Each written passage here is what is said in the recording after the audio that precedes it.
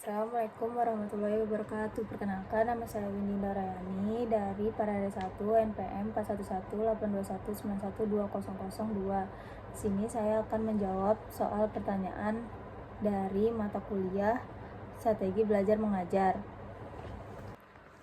Soal yang pertama, apakah kepanjangan dari RPP? Kemudian, apakah kegunaan RPP dalam dunia pendidikan dan pengajaran? Jelaskan.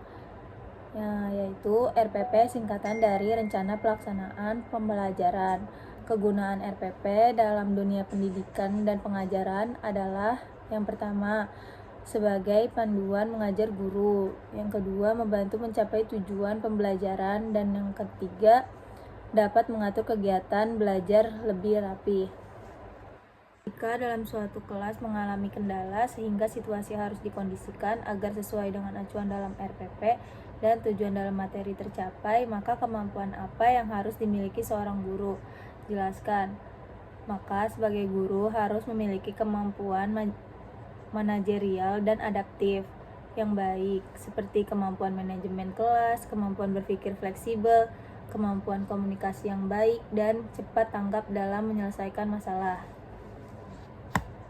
Soal ketiga, pendekatan pembelajaran terdiri atas dua subjek yang menjadi pusatnya, dan guru dapat memilih salah satunya dalam pelaksanaan pembelajaran, yaitu guru bisa memilih antara pendekatan berpusat pada guru atau berpusat pada siswa.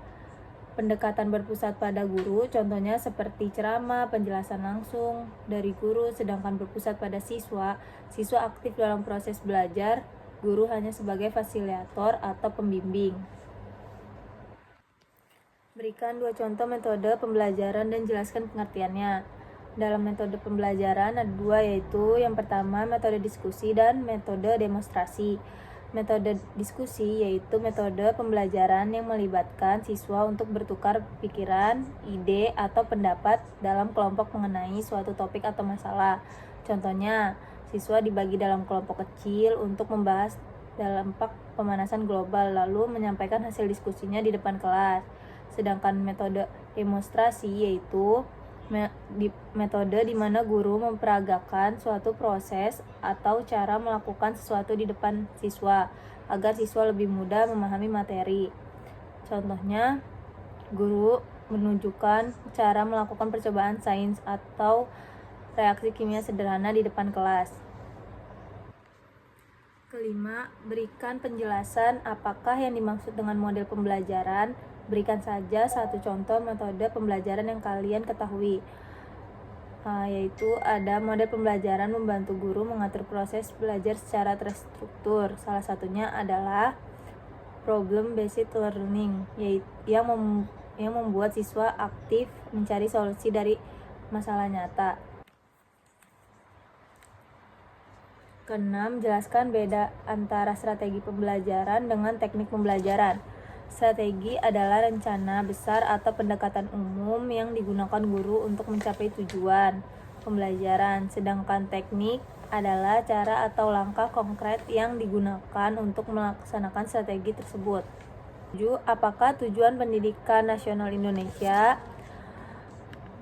Pendidikan Indonesia bertujuan untuk mengembangkan potensi siswa secara menyeluruh, yaitu intelektual, spiritual, dan sosial, membentuk manusia yang berkarakter dan siap hidup bermasyarakat.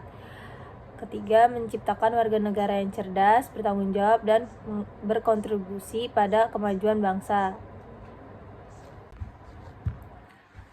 Soal yang ke-8, jelaskan secara lugas dan dapat dipahami perbedaan antara pendidikan dengan pengajaran.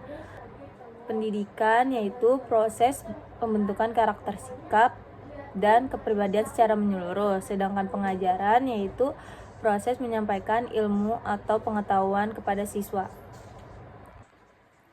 Sekian dari saya, kurang lebihnya mohon maaf. Wassalamualaikum warahmatullahi wabarakatuh.